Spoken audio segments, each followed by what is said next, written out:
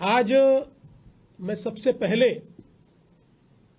देश और दुनिया के सभी छत्रपति शिवाजी महाराज के प्रेमियों का अभिनंदन करता हूं, उनको बधाई देता हूं कि हमारे छत्रपति शिवाजी महाराज के 12 किले यूनेस्को द्वारा वर्ल्ड हेरिटेज साइट के रूप में कल मान्यता प्राप्त कर चुके हैं।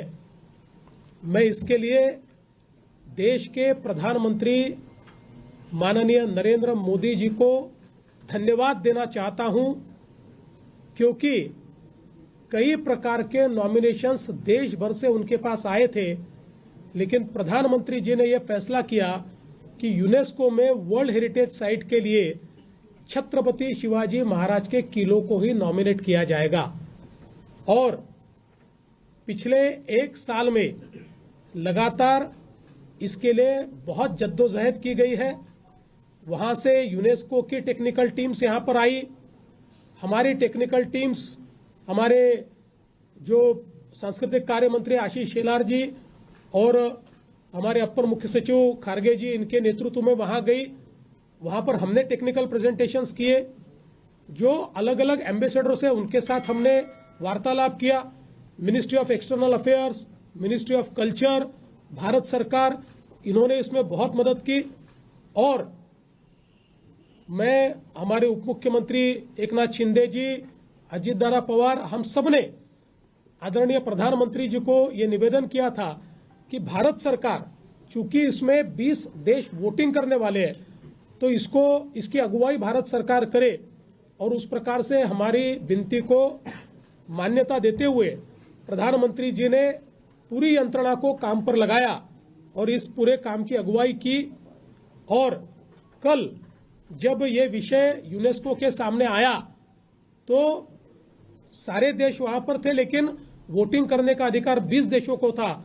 सारे 20 देशों ने छत्रपति शिवाजी महाराज के ये जो किले हैं, इनको वर्ल्ड हेरिटेज साइट के रूप में अंकित करने के लिए वोट दिया।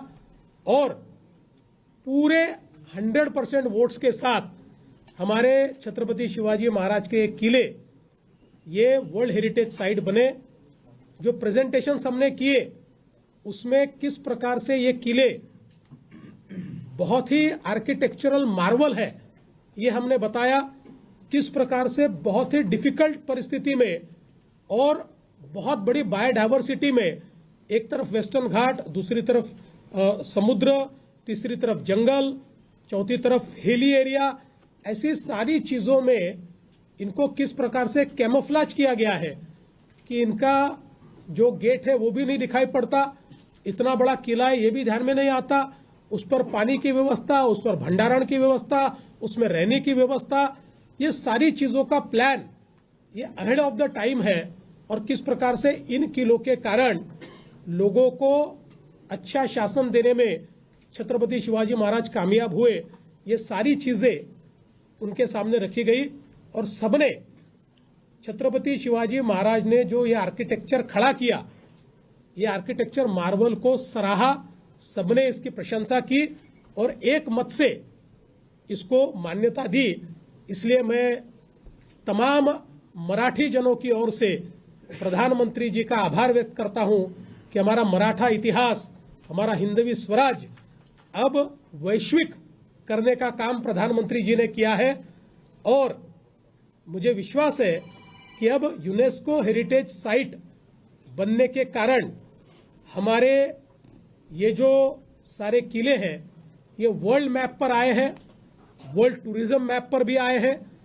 अब इन सब पर यूनेस्को का भी एक प्रकार से उसकी जानकारी पूरी यूनेस्को वहां पर कियोस्क लगाएगी और सब तरफ के टूरिस्ट को, हिस्टोरियंस को और अलग अलग प्रकार से इस क्षेत्र में काम करने वाले जो लोग हैं, एक्सपर्ट्स हैं, उनको ये किले आकृष्ट करेंगे।